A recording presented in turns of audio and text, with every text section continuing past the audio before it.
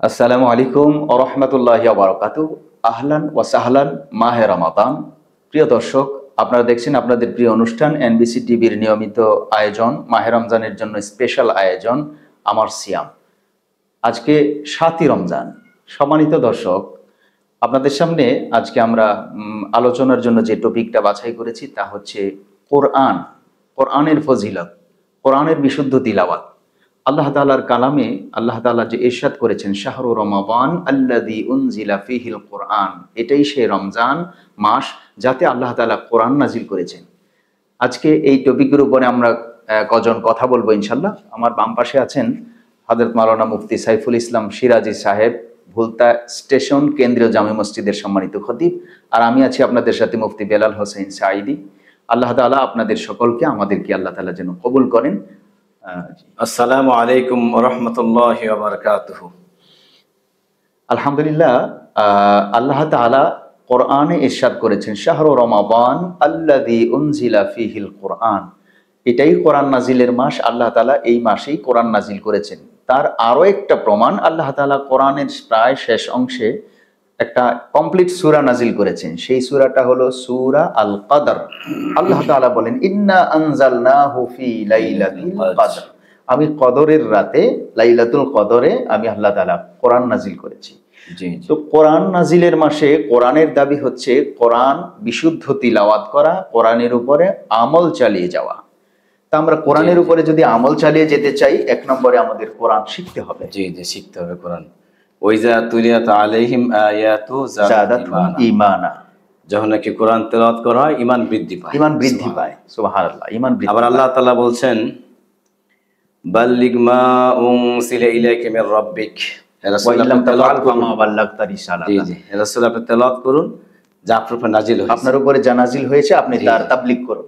বাল্লিগ মা নাজিল হয়েছে আল্লাযীনা ইউমিনুনা বিমা উনসিলা ইলাইকা মির রাব্বিক, মানে অর্থাৎ এদার প্রমাণ হয় যে আপনার উপর আল্লাহর পক্ষ থেকে নাজিল হয়েছে আল কোরআন, আল কোরআন কারীম। জি, আসলে কোরআন কারীমের যে বাস্তব মানে মর্যাদা, আসলে এটা বলে শেষ করা যাবে না।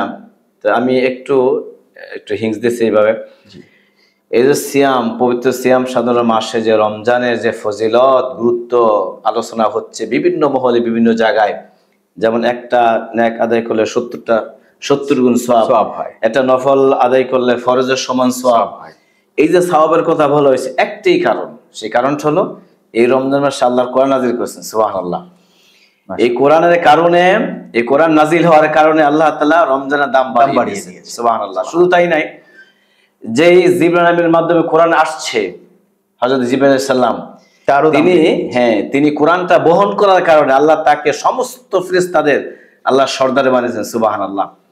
শুধু তাই নাই, যেই পাহাড়টার মধ্যে কোরআন নাজিল হয়, জাবালে নূর, যেই পাহাড় রাসূল পাক সাল্লাল্লাহু আলাইহি ওয়াসাল্লাম অপেক্ষায় ছিলেন প্রায় 6 মাস, কত কষ্ট করেছেন যে আমি আল্লাহর পক্ষ থেকে এমন কোন বিধান পাই কিনা, এমন মেসেজ পাই কিনা, এমন তথ্য পাই কিনা, এমন পথ পাই কিনা যার দ্বারা এই জাতিকে, সমাজকে একটা পরিশুদ্ধ করা যাবে, এই জাতিকে একটা সুন্দর অবস্থান তৈরি করা যাবে, জাতি যাতে সঠিক পথ পান। সেই সুবাদে তিনি 6টি মাস সেখানে অবস্থান করলেন।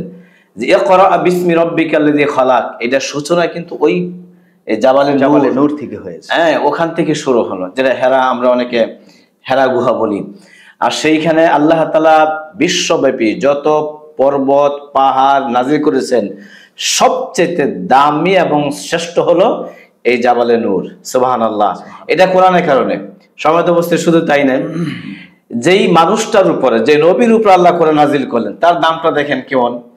যে আল্লাহ তাআলা পৃথিবীতে মানে কেউ বলেন 1,24,000 পয়গম্বর, কেউ বলেন 2,24,000, যাই কিছু বলেন, কিন্তু আল্লাহ রাব্বুল আলামিন যে পয়গম্বর 1,24,000 পয়গম্বর পৃথিবীতে প্রেরণ করেছেন, এর মধ্যে রিসালাত যাদেরকে দিয়েছেন, এই রিসালাত দায়িত্বশীলের মধ্যে 4 জন রাসূলকে আল্লাহ 4টা কিতাব দিয়েছেন, বড় বড় 4টা কিতাব দিয়েছেন, এবং তাদেরকে সম্মান করলেন। এই 4টা কিতাবের উপরে বিশ্বাস স্থাপন করতে হবে। তো কোরআন নাজিল হওয়ার পরে বাকি 3 কিতাবের আমল কিন্তু রহিত হয়ে গেছে, বন্ধ হয়ে গেছে।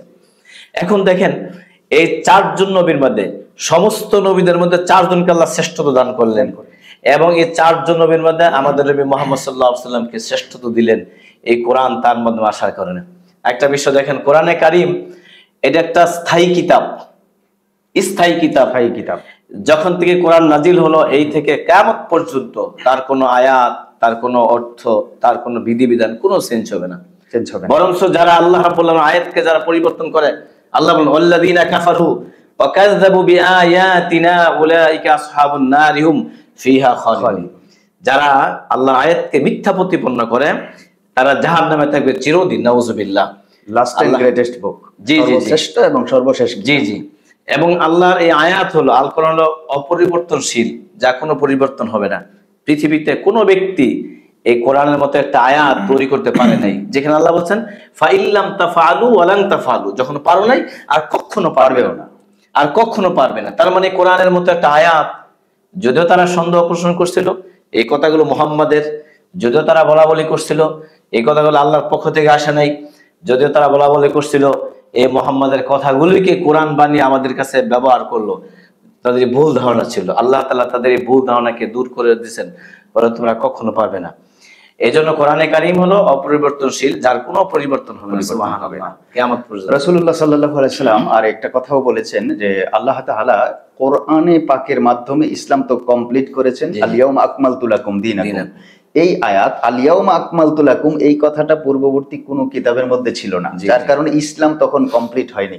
আদম আলাইহিস সালামের উপরে যে কিতাব দিয়েছিলেন সেটা ছিল সহিফা, ইব্রাহিম আলাইহিস সালামকে সহিফা, দাউদ, ঈসা, মুসা যত নবী আছে তাদেরকে খণ্ড কিতাব দিয়েছিলেন। আর আমার নবী সাল্লাল্লাহু আলাইহি সাল্লামকে আল্লাহ তাআলা 30 পারা কমপ্লিট কোড অফ লাইফ, পরিপূর্ণ জীবন বিধানের জন্য একটা কমপ্লিট কিতাব দিয়েছেন, তার নাম আল কোরআনুল কারীম। এই কোরআনে পাকে আল্লাহ তাআলা ঘোষণা দিয়েছেন যে আল ইয়াউমা আকমালতু লাকুম দীনাকুম, আজকে ইসলামকে তোমাদের জন্য পরিপূর্ণ করলাম, দ্বীনকে পরিপূর্ণ করলাম।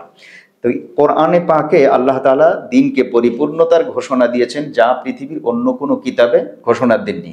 এবার আসি আমরা আল্লাহ তাআলার যে আয়াত আমি আপনাদের সামনে আমরা বলেছি, সেটা হলো সূরা আল বাকারার 185 নম্বর আয়াত।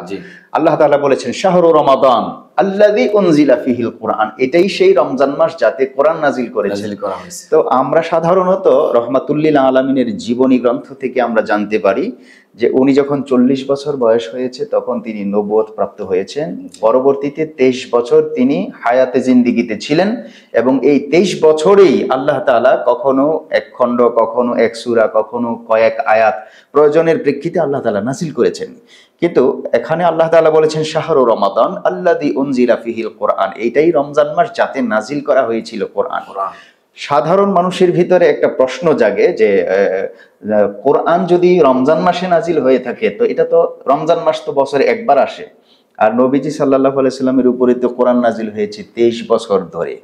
এখন এই যুক্তিটার নিরসনের জন্য কি পদ্ধতি আছে, এরকম অনেকের মনে প্রশ্ন জাগতে পারে। আবার অপরদিকে আল্লাহ তাআলা এটাও বলেছেন যে ইন্না আনজালনাহু ফি লাইলাতিল কদর, কদরের রাতে কোরআন নাজিল করেছি, তাও রমজান মাসে। তো আমরা জানি যে এই দুই আয়াত থেকে বুঝতে পারলাম যে রমজান মাসে কোরআন নাজিল হয়েছে, অথচ রাহমাতুল লিল আলামিনের উপরে 23 বছরে কোরআন নাজিল হয়েছে। ইতিমধ্যে দর্শকদের পক্ষ থেকেও আগে এরকম প্রশ্ন ছিল যে কোরআন নাজিলের মাস যদি রমজান হয় তো 23 বছরে কোরআন কিভাবে নাজিল হলো, যে প্রশ্নটা কিছুক্ষণ আগে আমরা এখানে রেখেছিলাম। আসলে তা আমরা যদি বুঝতে চাই কয়েক ভাবেই বুঝতে পারি। আল্লাহ তাআলা লাউহে মাহফুজ থেকে পৃথিবীর প্রথম আসমান বাইতুল ইজ্জাতে মাহে রমজানে কমপ্লিট কোরআনটা রেখেছেন। বাইতুল ইজ্জাত নামক জায়গায় আল্লাহ তাআলা কমপ্লিট কোরআন, এটা ছিল একদিন। আর এই কথাটার প্রতি লক্ষ্য করি আল্লাহ তাআলা বলেছিলেন যে ইন্না আনজালনাহু ফি লাইলাতিল কদর, আমি লাউহে মাহফুজ থেকে পৃথিবীর আকাশ বাইতুল ইজ্জাতে লাইলাতুল কদরে আমি কোরআনটা রেখেছি। তারপরে আল্লাহ তাআলা অন্য একটা আয়াত নাযিল করেছেন যে ইন্না নাহনু নাযালনা যিকরা ওয়া ইন্না লাহু লাহাফিজুন। ইন্না নাহনু নাযালনা, ওখানে আনজালনা, সূরা কদরের মধ্যে আনজালনা, শাহরু রমাদান আনজালনা, এখানে আনজালনা, এখানে নাযালনা। তো নাযালনা আর আনজালনার মধ্যে ব্যবধানটা হলো নাযালনা আত-তাহরিকু শাই মিনাল আলা ইলাল আসফাল, কোন জিনিস উপর থেকে ঝেড়ে ঝেড়ে ঝেড়ে ঝেড়ে আস্তে আস্তে ফালানোর নাম হলো নাযালনা। আল্লাহ তাআলা প্রথম আসমান থেকে বাইতুল ইজ্জাত থেকে তার বান্দা মুহাম্মদ সাল্লাল্লাহু আলাইহি সাল্লামের উপরে যখন যতটুকু দরকার ঝেড়ে ঝেড়ে আস্তে আস্তে উপর থেকে ফালাইছিলেন। এর মানে 23 বছরে কোরআন নাজিল করেছিলেন। আর সূরা কদর আর সূরা বাকারার যে আয়াত এখন আমরা আলোচনা করছি, এই আয়াতের মধ্যে আল্লাহ তাআলা শুধু একটা মাসের কথাই বলেছেন। এর মানে এই দুটি আয়াতের নিরসন হলো আল্লাহ লৌহে মাহফুজ থেকে প্রথম আসমানে একসাথে রমজান মাসে নাজিল করেছেন। আর ওই আয়াত ইন্না নাহনু নাযালনা যিকরা ওয়া ইন্না লাহু লাহাফিজুন, ওই আয়াতের মূল বক্তব্য হচ্ছে 23 বছরে আমি আল্লাহ তাআলার কোরআন আমার বান্দা মুহাম্মদ সাল্লাল্লাহু আলাইহি সাল্লামের উপরে নাজিল করেছি। এবার আমরা যদি কোরআনে পাকের সহিহ তিলাওয়াত করতে পারি, আল্লাহ তাআলা এতে করে আমাদের সফলতা দান করবেন। কারণ হাদিস শরীফে আছে রুব্বা কারি আইয়াকরাউ আইয়ালানাহুল কোরআন, কিছু কিছু কোরআনের পাঠক আছে যারা কোরআন পড়ে অথচ কোরআন তাকে উল্টা লানত করে, অভিশাপ করে।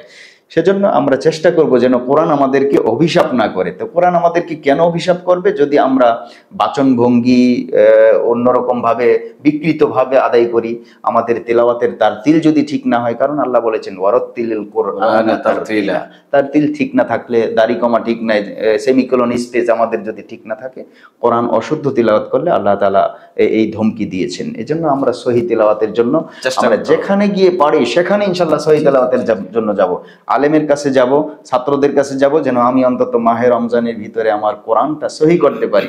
আমার এই কোরআন যদি সহি হয়, হুজ্জাতুন আলাইকা হুজ্জাতুন লাকা আও আলাইকা, কোরআনটা আমার পক্ষেও সাক্ষী দিবে, কোরআনটা আমার বিপক্ষেও সাক্ষী দিবে। আমি চাই যেন আমার কোরআন আমার পক্ষে সাক্ষী দেয়। তাছাড়া মাহে রমজানে কোরআন পাক খতম করলে অনেক সওয়াব, কমসে কম এক খতম করলে 70 খতমের সওয়াব তো হবেই, আল্লাহ তাআলার নবী সাল্লাল্লাহু আলাইহি সাল্লাম বলেছেন। এজন্য আমরা আজকে আমাদের মাহে রমজানের আজকে 7 রোজা, 7ম রোজা, আমরা আমাদের অনুষ্ঠান এখানে শেষ করতে যাচ্ছি। আমাদের সামনে মোনাজাত করবেন আমাদের সম্মানিত অতিথি সাইফুল ইসলাম সিরাজি সাহেব।